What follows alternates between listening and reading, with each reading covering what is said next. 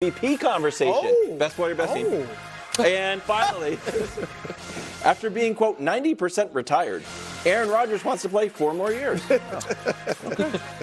Alongside Chris Broussard, I'm Kevin, always right about the Denver Nuggets Wilds.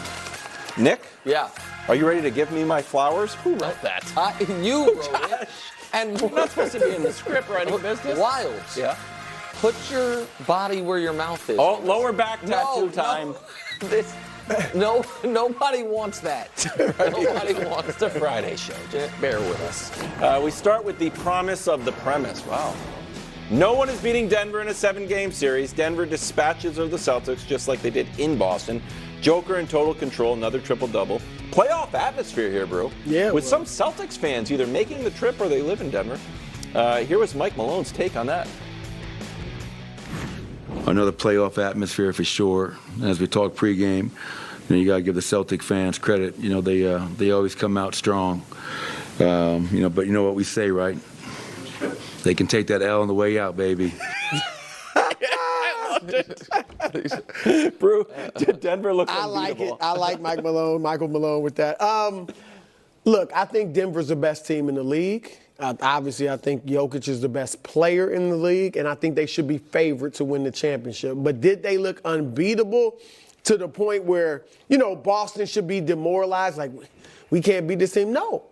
The fact of the matter is, Boston was down 2 with 45 seconds left. Then what happened? Your best player is wide open for the easiest 3 in the league, the corner 3, and he just misses. Yeah. You thought And that was then- going in when that left his hand?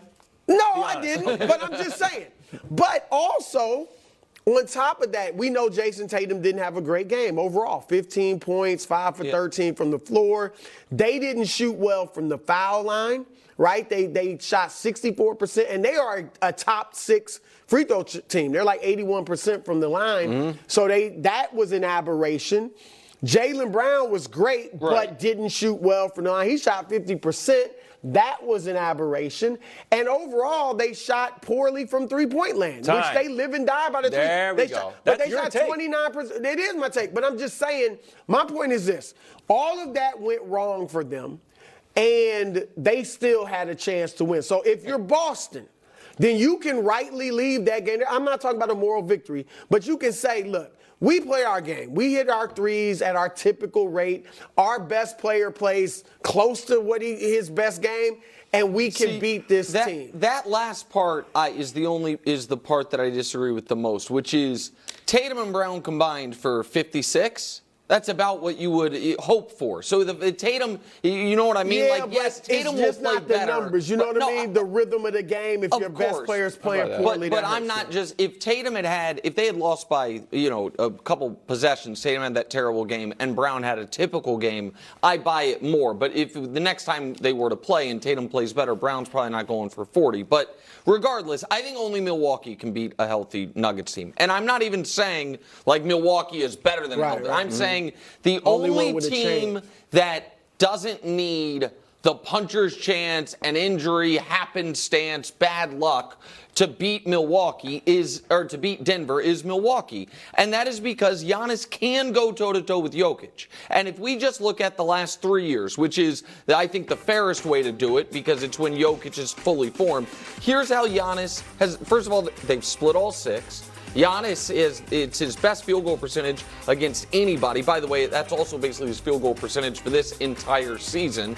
And while there is nobody that can minimize really Jokic, the size of Milwaukee and being able to put Brook on him and let basically what Darvin Ham thought the Lakers were going to be able to do, but with a far better defender than Rui and Brook, and with Anthony Davis and Giannis, who are very similar in their ability to play help side defense, like that to me is a pass. I would like to see I don't know if you have it, Jokic's numbers against Milwaukee recently. So Josh, do they you bother can just him? tell me or text me Because that's a good point. The, if Brook can guard him and, he's not going to stop him, but then you got Giannis floating in to help. Will you go Wilds because then I want to talk about Denver kind of historically. But Oh, Denver historically? Yeah, Denver and Jokic historically. But I want you to be able to do your thing because this has been your team all year.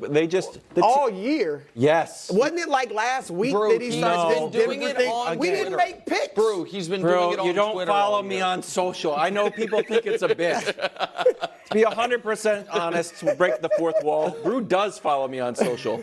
He just don't never see it. reads any of it. I know. I've read it 100 times. That if teams come in, they play their absolute best. Maybe they can peel off a game. But even like you said, like, well, maybe if Boston hits their threes. Well, okay, if we're going to sprinkle the three pixie dust across the court, the Denver Nuggets, they made 4 for 21. They kept shooting them. So 19% versus the Celtics shot 29%.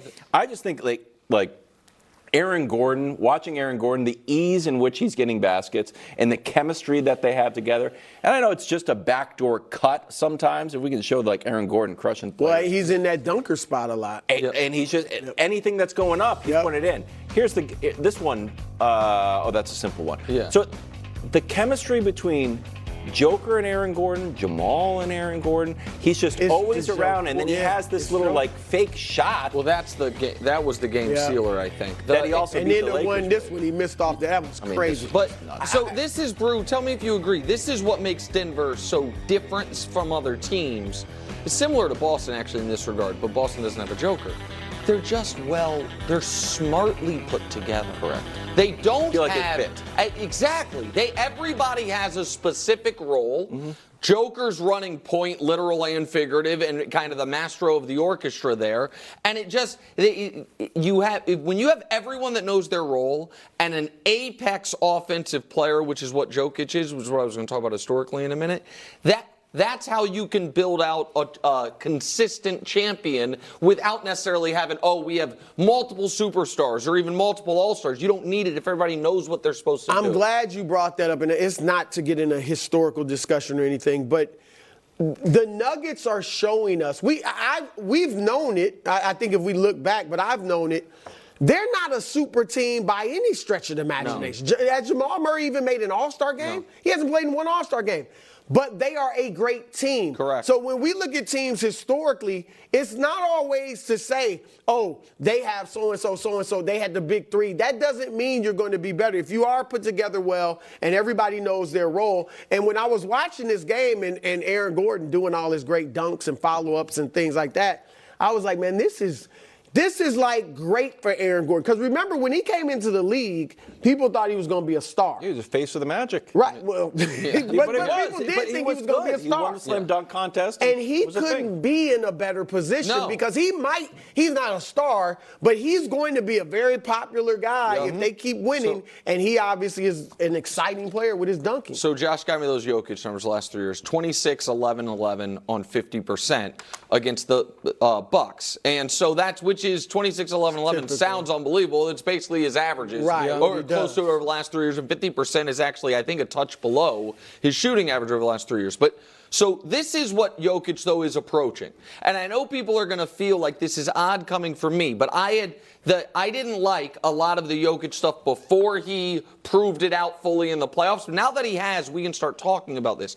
All of NBA history, if they were to win the title, there's not as many guys you think have been the best player on a back-to-back champion.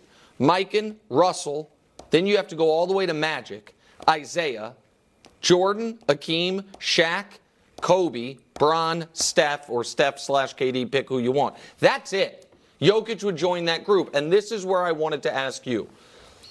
Offensive forces in NBA history. The best offensive players ever. This is not in order, but this is the list. Wilt, Kareem, Michael, Magic, Bird, Shaq, Steph, LeBron, and this guy. Wow. That has him ahead of Kobe. That has him ahead of Durant. That has him ahead of Duncan and Dream, which I think most would agree with because so much of their value was being the best defense.